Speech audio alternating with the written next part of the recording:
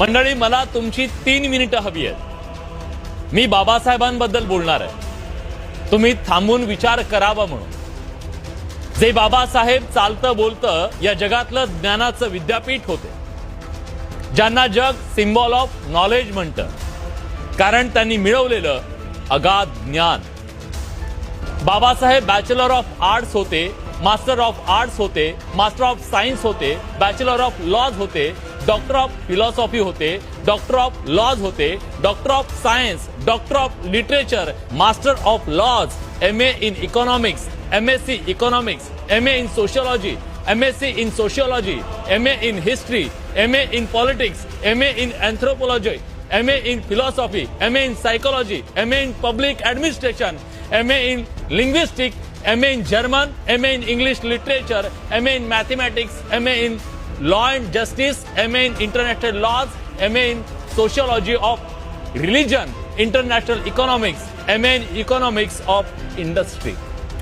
नुसतं वाचताना तोंडाला फेसा लावू अशा 32 पदव्यांचा डोंगर शिरावर पेरणाऱ्या महामानवाच्या विद्येच्या समोर आज जग नतमस्तक होतं. बाबासाहेब म्हणजे विचारांचा महासागर.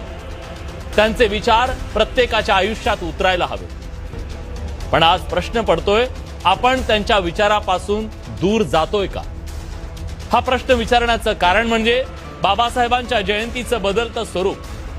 बाबासाहेबांची जयंती हा उत्सव आहे, हा प्रेरणेचा दिवस आहे, जागृतीचा दिवस आहे, विचारांच्या दिवाळीचा दिवस आहे, बाबासाहेबांना डोक्यात घेण्याचा आणि बाबासाहेबांना डोक्यावर घेऊन नाचण्याचाही दिवस आहे. त्यांच्या कोड कौतुकाचा दिवस आहे. कुणाला ती भपकेबाजी वाटू शकते, पण ती हजारो वर्ष दाबून ठेवलेल्या मुक्ततेची अभिव्यक्ती आहे, स्वतःची व्हिज्युअल आयडेंटिटी आहे. त्यामुळे जोरदार सेलिब्रेशन होणं यात अजिबात गैर नाही. पण काही घटनांच्या बद्दल आपण सावध झालं पाहिजे.